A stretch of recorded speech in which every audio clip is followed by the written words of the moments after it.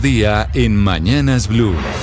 Como siempre, a las 12 del día en punto, nos conectamos con todos los periodistas del Servicio Informativo de Blue Radio para que usted se actualice de lo que pasa a esta hora en Colombia y en el mundo. Y por supuesto, en nuestro país siguen siendo noticia la muerte precisamente de Jaime Moreno, el asesinato. Hay nuevos testimonios que fueron presentados por la nueva fiscal en audiencia de solicitud de medida de aseguramiento en contra del presunto responsable Juan Carlos Suárez por el homicidio del estudiante de la Universidad de los Andes, Jaime Moreno. En la narración se habla de los presuntos inconvenientes con una de las mujeres que fue dejada en libertad previamente a la riña. Quien tiene la información a esta hora es Kalila Peña. Kalila, adelante. Sí, señora, mire, la fiscal solicitó enviar a la cárcel a Juan Carlos Suárez por su presunta responsabilidad en el homicidio. Uno de los testigos que fueron entrevistados en el informe judicial y presentado hoy por la fiscalía aseguró que vio la riña y le preguntó a Paola Fernández, la mujer disfrazada de azul, el motivo de los golpes. Esto describe la fiscal. Mi amiga le pregunta a la chica de color negro que venía con el chico calvo que llevaba el rostro pintado de rojo que había sucedido, y le dijo que el chico disfrazado de Tyler Darden estaba acosando mujeres. El de rojo observó. El ente acusador explicó la gravedad del delito considerado como de dolo directo con clara intención de, abro comillas, destruir familias enteras, cierro comillas, además de argumentar que el actuar de Suárez constituyen hechos indicadores de su falta de respeto por la autoridad.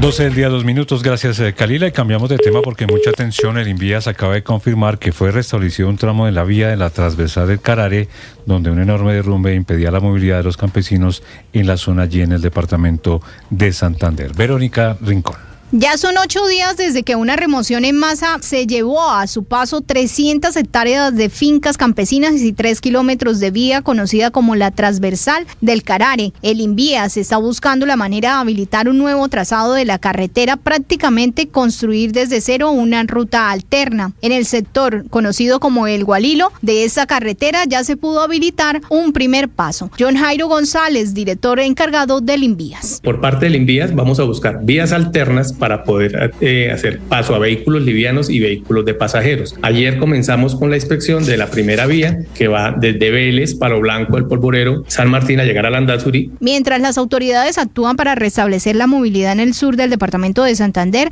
gremios económicos y el gobierno local pide al gobierno nacional que envíe recursos para atender la pésima malla vial del departamento. 12 del día, 3 minutos. En Noticias Políticas, el Partido Cambio Radical pide que se investigue al secretario general del Senado por haberle permitido a la senadora Ana María Castañeda que participara en debates y decisiones en el Congreso de la República, a pesar de que ella había sido sancionada por esa colectividad. Mateo Piñeros. La senadora Ana María Castañeda está participando y votando en algunas sesiones, tanto en la Comisión Sexta como en la plenaria del Senado. Lo anterior, pese a haber sido sancionada por su partido, Cambio Radical, con la pérdida de voz y voto por 11 meses, porque se ausentó de la sesión en la que se votó la consulta popular que quería convocar el gobierno Petro. Es por eso que Cambio Radical presentó ante la Procuraduría una queja disciplinaria en contra del secretario general del Senado, Diego González, y del secretario de la Comisión Sexta, Jorge Eliezer Laverde, por presunto incumplimiento de deberes funcionales y omisión administrativa. Según el documento radicado este miércoles, los funcionarios habrían desatendido la sanción del partido contra Castañeda. Esta solicitud, que fue elevada a la Procuraduría, busca la apertura inmediata de una investigación disciplinaria para determinar las responsabilidades de los dos funcionarios, pues dicen desde el partido que hay un desacato por parte de los secretarios y que eso demuestra una clara vulneración a la autonomía de los partidos. Gracias, Mateo. Entre tanto, el procurador Gregorio Hals habló del ambiente electoral en el país, insistiendo en que el ente de control será garante en la transparencia de las elecciones del próximo año. También hizo una reflexión para que los colombianos no se dejen llevar de la polarización. Caterina Ávila. Se realiza a esta hora en la Procuraduría General el cuarto foro Retos y Oportunidades en Salud Mental, con el objetivo de presentar los resultados de seguimiento preventivo a la implementación de la política pública. Desde aquí, en medio de su intervención, el procurador Gregorio El Hash se salió del discurso previsto para hablar del ambiente electoral e insistir en que el ente de control será garante de la transparencia de este proceso. También hizo un llamado a los colombianos. Colombia, y el procurador no está dispuesto a ello. No puede seguir dejándose entrampar en una absurda selección entre quienes son de una extrema y quienes son de la otra extrema.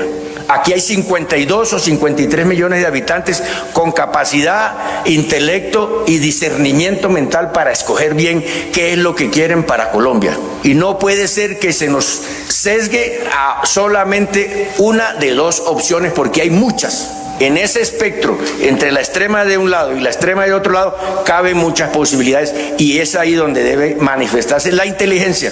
El procurador terminó su discurso proponiendo una reflexión. Dijo, abro comillas, no se trata de dejarnos llevar entre quienes son de una extrema y quienes son de la otra. Se trata de discernir quiénes se quedaron atrás en la historia y quiénes los colombianos queremos seguir adelante en el futuro que nos espera. Cierro comillas. A este evento asiste también el ministro de Salud, Guillermo Alfonso Jaramillo, como representación del Gobierno Nacional, y varios congresistas. 12 del día, 6 minutos. Gracias, Catherine. Y la Defensoría del Pueblo emitió la alerta temprana por el inminente aumento de la violencia en el departamento del Bichada después de la ruptura de la alianza entre la segunda Marquetalia y el ELN, que ahora se están disputando el control de las rutas del narcotráfico y la minería ilegal. La advertencia se está enfocando en los municipios de Puerto Carreño, La Primavera, Cumarimbo y Santa Rosalía, donde ya hay desplazamiento de ciudadanos. Cristian Correa. La Defensoría del Pueblo emitió una nueva alerta temprana, esta vez ante el aumento de la violencia en Bichada provocado por los enfrentamientos entre la segunda Marquetalia y el Ejército de Liberación Nacional. Ambos grupos rompieron su alianza en agosto de este año tras 2 años de cooperación, y hoy se disputan el control de rutas de narcotráfico y la explotación ilegal de oro y coltán. La alerta se focaliza en los municipios de Puerto Carreño, La Primavera, Cumarimbo y Santa Rosalía, donde la Defensoría advierte riesgos graves de violaciones a los derechos humanos y al derecho internacional humanitario.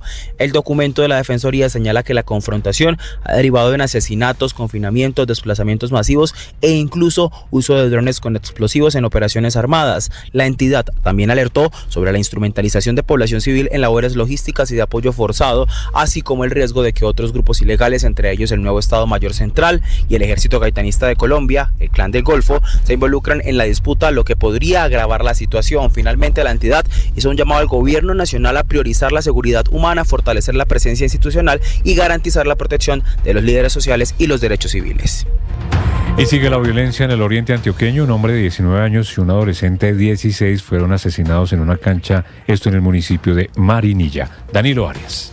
Las disputas entre el grupo delincuencial El Mesa y el Clan del Golfo por el control de las rentas ilícitas en el oriente de Antioquia sigue siendo la mayor causa de la violencia en la zona, que registró un doble homicidio en las últimas horas en el municipio de Marinilla. Las víctimas fueron un hombre de 19 años de edad, identificado como Esteban Murillo, y un menor de 16 años, quienes fueron citados a la cancha Ciudad del Artesanal en zona urbana, y allí tras una hora fueron atacados a tiros por parte de hombres armados que se movilizaban en una motocicleta. Las autoridades ya avanzan en la investigación. Al respecto, el coronel Oscar Rico, el comandante de la policía en Antioquia. Fueron citados por un tercero. Este tercero está vinculado al proceso de investigación. Ya hay una identificación positiva, ya hay la recuperación de unos elementos probatorios. Estamos esclareciendo si estaban adquiriendo droga para expender o para consumo. Aunque la situación generó que las autoridades activaran un plan candado para capturar a los involucrados y ubicar la motocicleta en la que se cometió el crimen, hasta ahora no se ha logrado. Por lo pronto, la situación en el oriente sigue generando preocupación, pues ya son 184 las muertes violentas este año, un 11% más que la misma fecha del año anterior. Y seguimos con la actualización de noticias del mediodía en Blue Radio, y vamos a hablar de familiares de Nuris Esther Gutiérrez, que es una de las víctimas fatales de la toma del Palacio de Justicia en Bogotá, que anunciaron desde Barranquilla que erradicaron una acción de tutela debido a que 40 años después del suceso no han sido reparados económicamente por el Estado colombiano. José Palma. Una acción de tutela es la herramienta que utilizan desde esta semana los familiares del auxiliar desaparecida en la toma al Palacio de Justicia, Nuris Esther Gutiérrez, los cuales dieron a conocer desde Barranquilla que no han sido indemnizados por daños y perjuicios morales pese a que ya se cumplen 40 años de este suceso. De esa manera lo dijo Alberto Gutiérrez, quien tiene claro que un monto de dinero no les devolverá a su hermana menor, pero están inconformes con el resultado de una apelación del Ministerio de Defensa en el que la magistrada a cargo del caso determinó que no era un crimen de lesa humanidad. Y en segunda instancia la magistrada decía que lesa humanidad no cabía ahí, cuando la lesa humanidad no prescribe. Nosotros metimos una tutela en estos días en la corte para ver qué soluciona. O sea, el dinero no nos va a devolver a mi hermano, pero sí merecemos algo por daños y prejuicios morales. Sus palabras se dieron en medio de una misa convocada por el Tribunal Superior de Barranquilla en memoria de todas las víctimas de este holocausto. Y cambiamos de tema porque un grupo de 16 exministros y exviceministros de salud hizo un llamado en las últimas horas al gobierno para restablecer la estabilidad financiera del sistema al afirmar que la crisis actual fue resultado de malas decisiones. Jessica Gutiérrez. Es un grupo integrado por 16 exfuncionarios, entre exministros y exviceministros de Salud y Protección Social, entre los que se encuentra Alejandro Gaviria, Fernando Ruiz y Augusto Galán, advirtieron que la crítica situación que vive el sistema de salud colombiano no es producto del azar, sino de una estrategia que buscó provocar su deterioro estructural, pues afirman que el colapso de la salud fue planeado, y es que de acuerdo a la carta que firmaron, en los últimos 3 años el gobierno nacional habría intentado imponer una reforma sin argumentos técnicos ni evidencia suficiente, sino mediante una estrategia deliberada para desfinanciar, desordenar el sistema y justificar su reemplazo. En ese sentido, citan afirmaciones de altos funcionarios como el ministro de Salud, Guillermo Alfonso Jaramillo, que ha indicado en repetidas ocasiones que se debía dejar caer a las EPS o mantenerlas en cuidados intensivos para presionar el cambio institucional. Y es que según el grupo, estas decisiones han generado mayores tutelas, quejas de desabastecimiento y demoras en la atención, y también señalan incertidumbre laboral para el personal de salud y un incumplimiento de órdenes a la Corte Constitucional, mientras el sector se convierte en un escenario de confrontación política. 12 del día, 12 minutos, y hay protestas de comunidades indígenas, campesinas y afro que están reclamando tierras en diferentes municipios del Valle del Cauca. La gobernadora de ese departamento pidió una reunión urgente con la Agencia Nacional de Tierras, que está entregando predios en el Valle a comunidades procedentes del departamento del Cauca. Advierte la gobernadora que se pueden presentar enfrentamientos por esta situación. Alejandro Muñoz.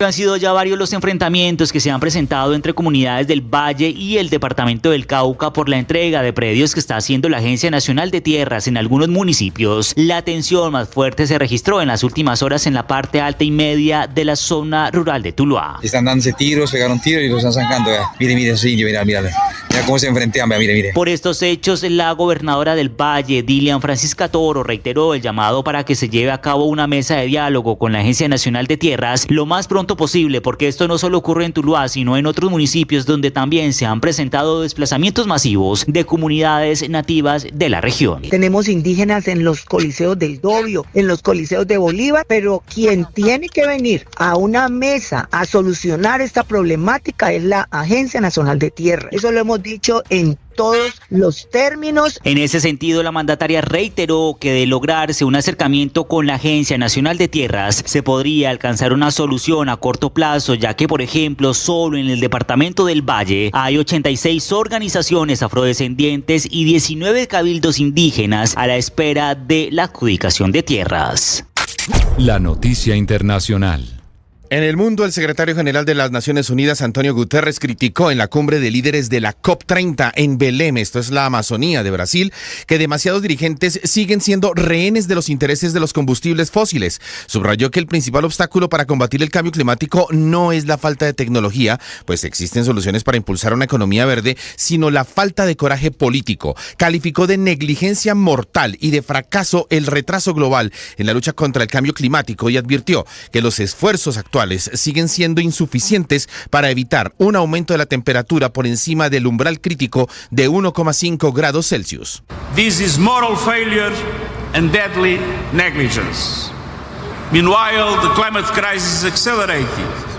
Let us be clear, the 1.5 degrees limit is a red line for humanity.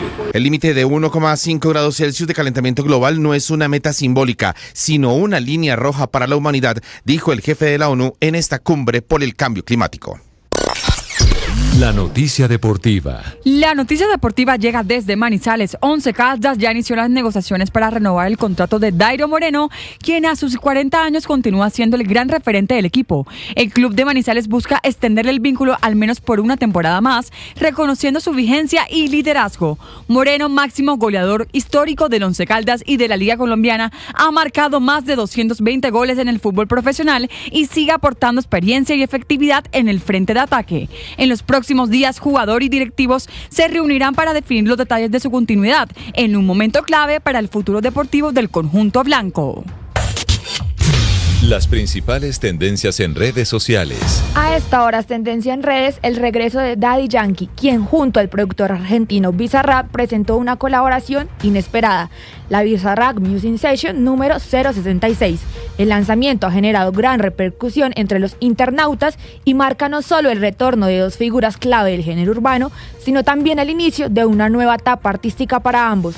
Desde que Daddy Yankee anunció su retiro oficial en 2023 para dedicarse a su vida espiritual y el cristianismo, sus seguidores habían esperado con expectativa cualquier señal de regreso. Con este lanzamiento, muchos esperan que el artista vuelva a producir más canciones dentro del género urbano. Esta y más tendencias en BluRadio.com.